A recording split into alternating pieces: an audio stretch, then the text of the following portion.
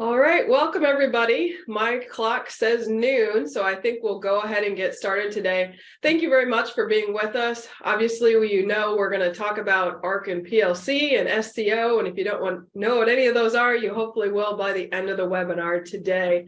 My name is Reid. I'm an extensionist specialist here in the Department of Agricultural Economics at Kansas State University, and I've been studying these programs ever since the 2014 Farm Bill came out.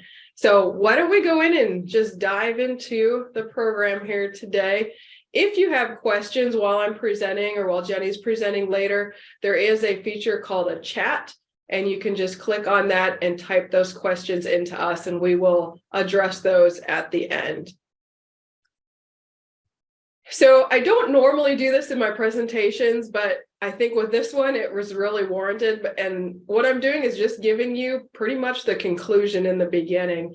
And that is the reality of these programs is with the prices that we're seeing right now, PLC is not going to pay, and ARC is only going to pay with a catastrophic yield loss. When we look at the drought monitor right now, there's a large portion of our state that is still in extreme drought status. So I do believe catastrophic yield loss, unfortunately, could be a reality. But the other, what I call wild card here in making this decision, and Jenny's going to talk about this topic, is the supplemental coverage option on your crop insurance. To me, this, and you can't use that if you're in PLC. This is kind of the decision in my mind. Do we want ARC County or do we want to use SCO? And if we do, we need to use PLC. So let's dive into that decision. But in a nutshell, that is what I'm reading right now as far as how you're making this decision or what you should be thinking about. Now, just to kind of give you the timeline of this Farm Bill, if you remember, we made a 2-year election back in 2019 and 2020. We are now in the final election period of this Farm Bill, and then hopefully we'll have a new Farm Bill by this September. Also, very likely we will have an extension of this current Farm Bill. But nevertheless, the important thing to remember in making this decision, this election period is for the crop you're going to harvest this year in 2023, and then the payment is in October of 2024. So what to remember on that is just when those marketing years start and end. So for 2023, for our crops, spring crops, our marketing year is going to start September 1st this fall, 2023, and run through October 31st of next year. For the wheat marketing year, that starts June 1st, so a little sooner, and then that'll end May 31st of next year. So when you're looking at making this decision, I know in the past, some people have wanted to wait until March 15th deadline, get all the information they can. These marketing years are so far out at this point, there really isn't any value in waiting. I would make your appointment if you haven't already and go work with your Farm Service Agency office to make this election. Now, one question that came in as you submitted questions when you registered is what's the chances of a payment this October? So that would be for the harvested crop last year and the marketing year that we're in right now. So for PLC, you can see our price estimates here. Dr. Rich Llewellyn puts those together every month and publishes those on Ag Manager. So as we go along and get the monthly prices, we update those estimates. But you can see for all of our 4 major crops here in Kansas, our marketing year estimates are well above the PLC expected reference prices. So I do not anticipate any PLC payments being made this October. ARC County, definitely a little more complicated as you get the county yield in there. Again, this first row would be our estimates for the marketing year average price for the marketing year we're in right now. These are the benchmark prices for the 2022 crop for ARC. So basically for wheat, you would need a 53% county yield loss to trigger a payment. Corn 48%, grain sorghum 49%, and soybeans 55%. That would be how much the county yield would need to fall below its benchmark to trigger a payment that will be made this October. What I have on Ag Manager, again, the link is down here. This is actually out there for all those 4 major commodities for every county in Kansas and across the nation. But basically what I'm doing is looking at the benchmarks and saying what county yield would trigger an ARC County payment that would be made this October. So as you go on this map, that's what's listed here as far as what county yield for dryland corn in this map would trigger a payment. If you hover over the county, you can see the detailed breakdown. So Trego County non-irrigated corn here, their benchmark last year was 86.1 bushels. Again, $3.70 is setting the guarantee. If we have a marketing year come out where we're projecting it right now at 658, we would need a 41.6 bushel corn yield or less to trigger an ARC County payment. If we have a county yield less than 36.8 bushels, we will get the maximum ARC County payment in this county, and that is $31.86. So obviously this varies by each county, and you can do this for any crop, corn, soybeans, wheat, and milo, and cover over your county and you'll get that detail. Again, the link is down here and I'll show you at the end where to find all these things.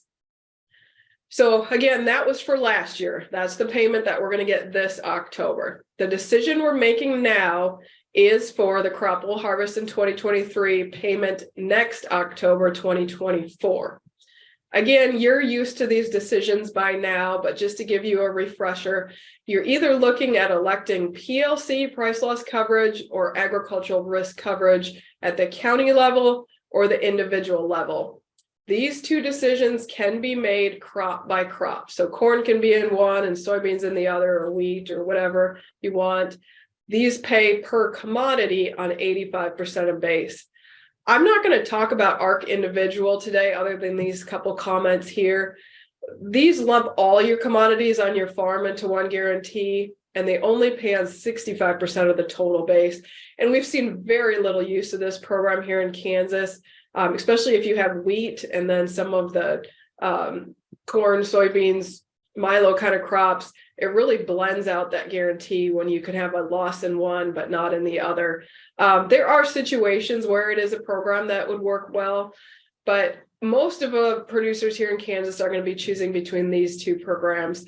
And again, the wild card is, do you want to use that supplemental coverage option on your crop insurance, in which case you aren't able to use ARC County.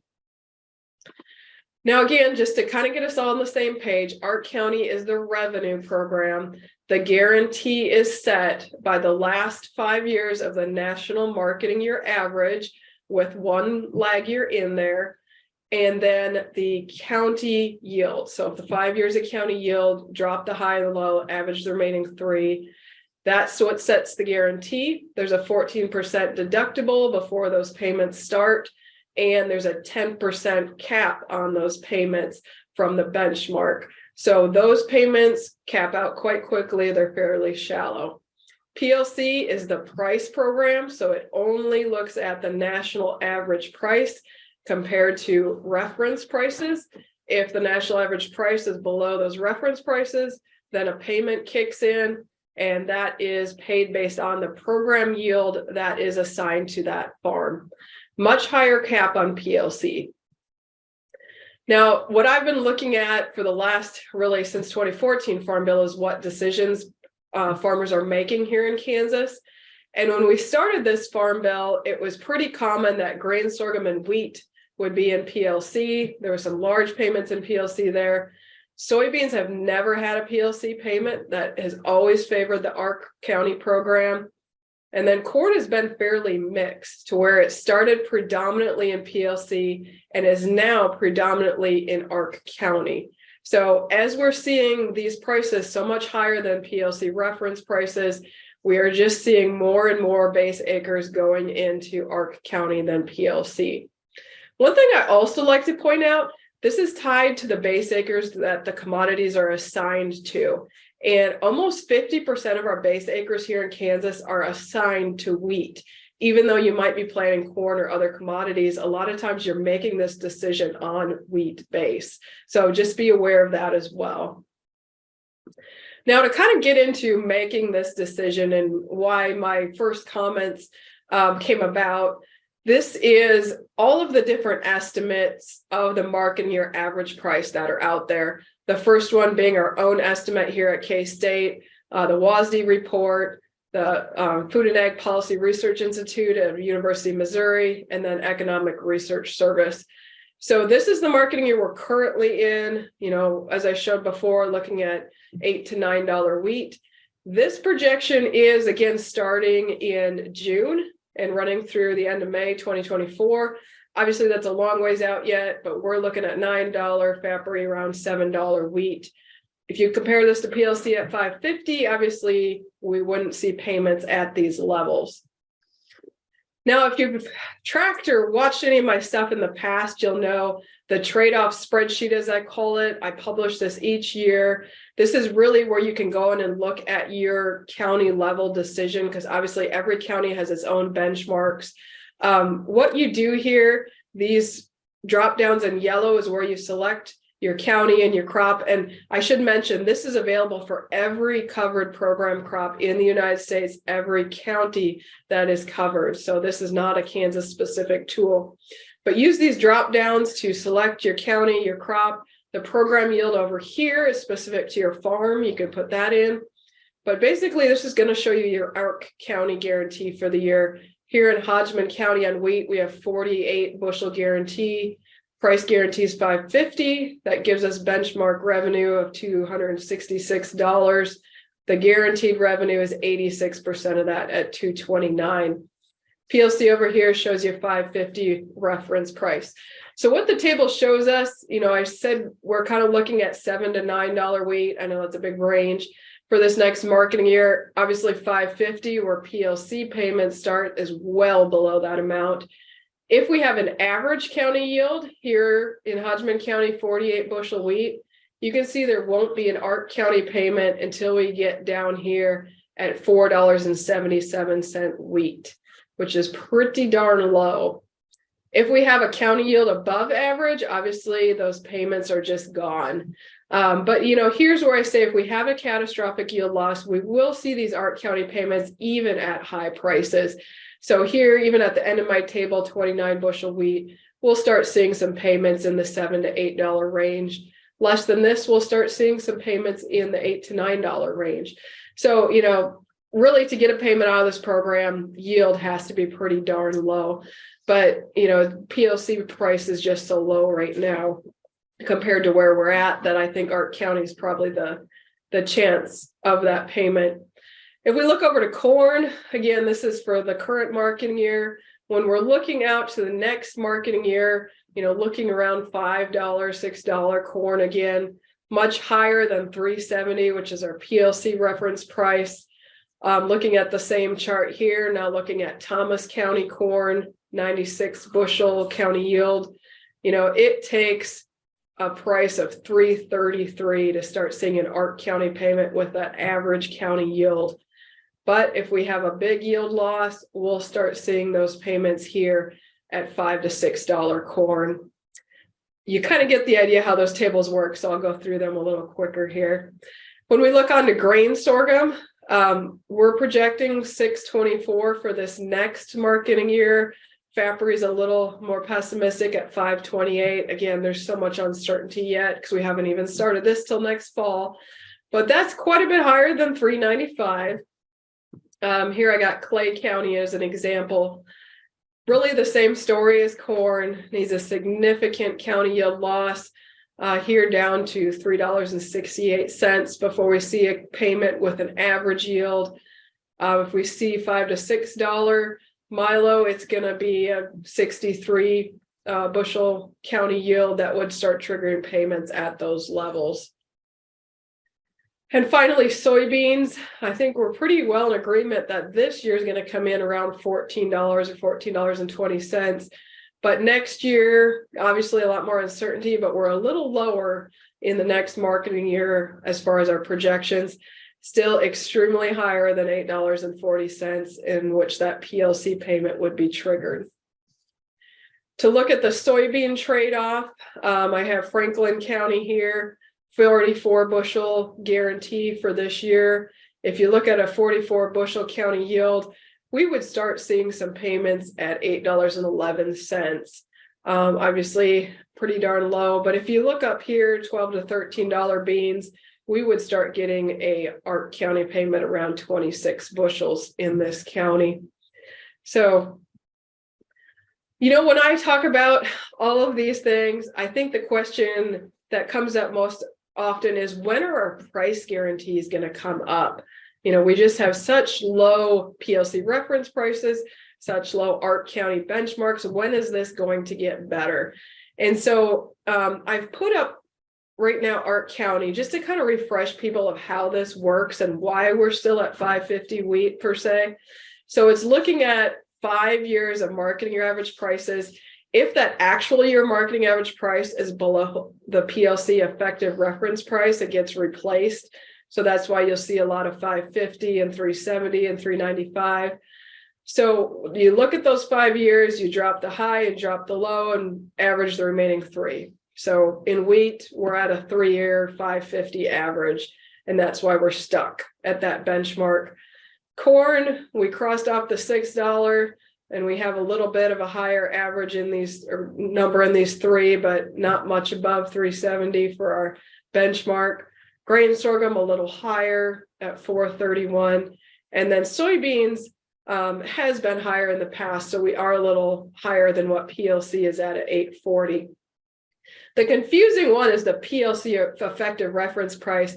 And it's funny, I was actually talking to someone the other day and they said, I wish there was a mechanism that would raise those PLC reference prices. And I said, there actually is. It came in the 2018 Farm Bill. It just hasn't done us any good yet. So to kind of refresh people what that mechanism is, it also looks at the same 5 years of marketing average prices.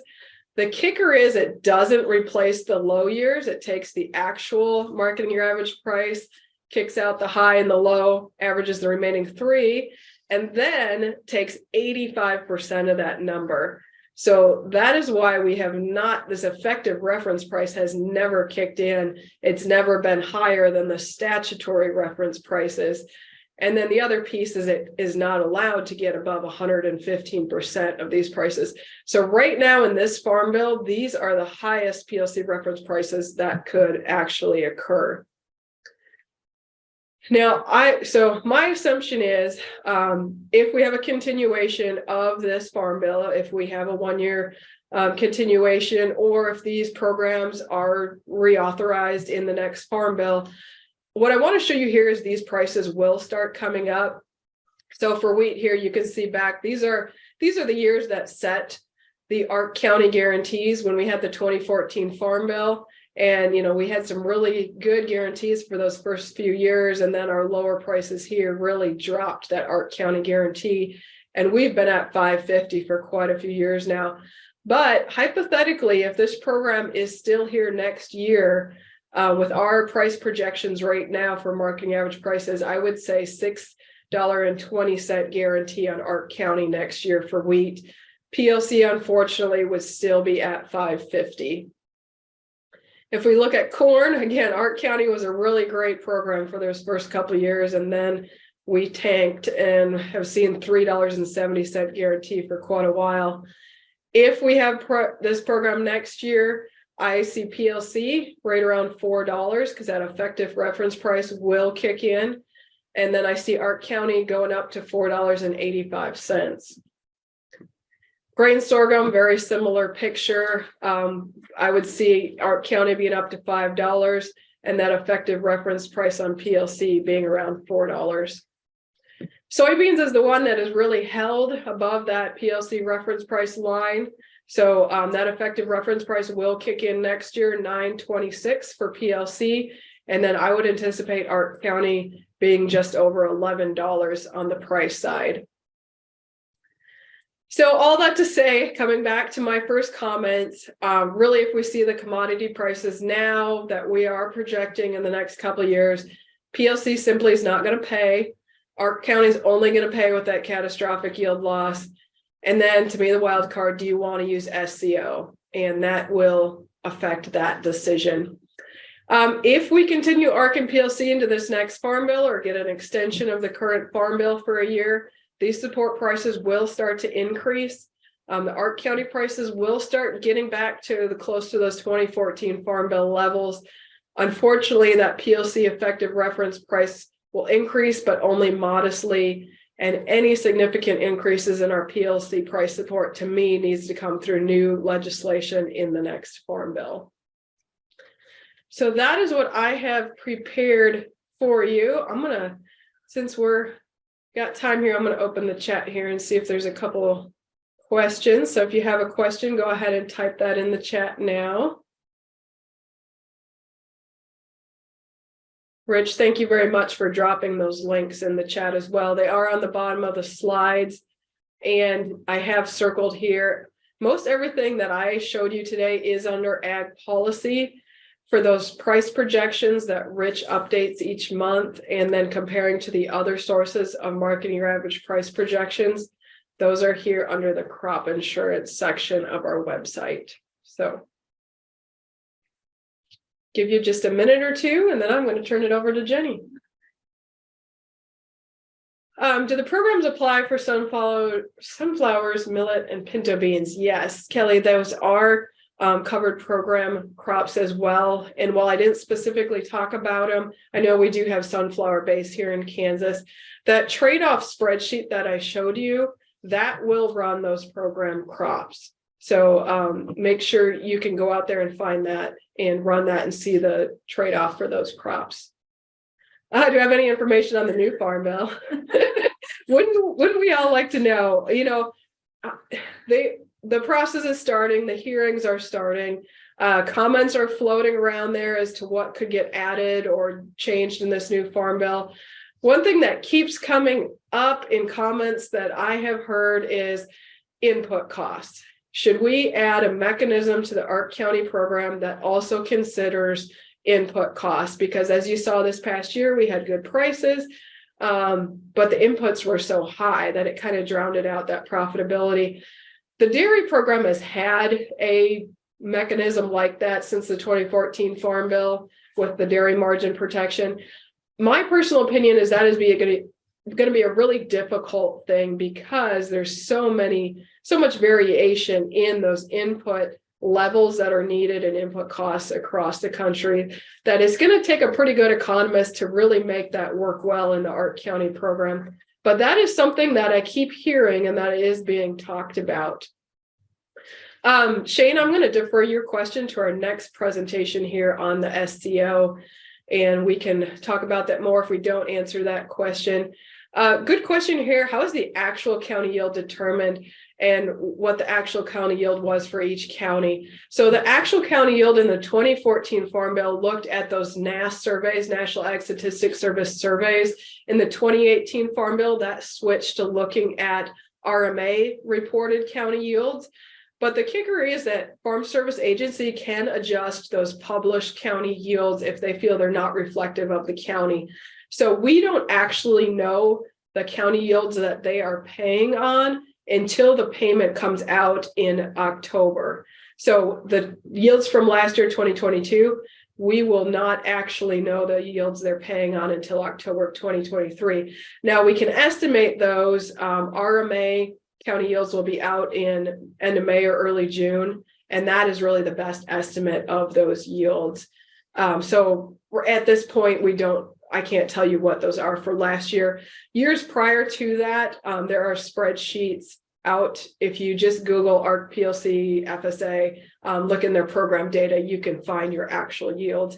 I do have maps up as well under ag policy that'll show actual payments for each county and what the county yields came in at. So question here, they only pay on your base acres. That is correct. That's also an issue that comes up in Farm Bill discussions going forward. I know here in Kansas, we have a lot more planted acres than we have base acres. I don't see that changing by adding more base acres. That adds more cost to the Farm Bill, and that makes it more difficult to get through the Congressional Budget Office. So we know it's an issue. We talk about it every time, but it doesn't tend to make it through legislation. What they have requested again is another base acre update, meaning you don't increase your base acres, but you could reallocate them to program crops you're growing now instead of what they're currently assigned to. Yeah, so I just addressed that, the base update. Yield update, we did update program yields in the 2014 Farm Bill and in the 2018 Farm Bill. So I'm not sure we'll see that come around again for this Farm Bill.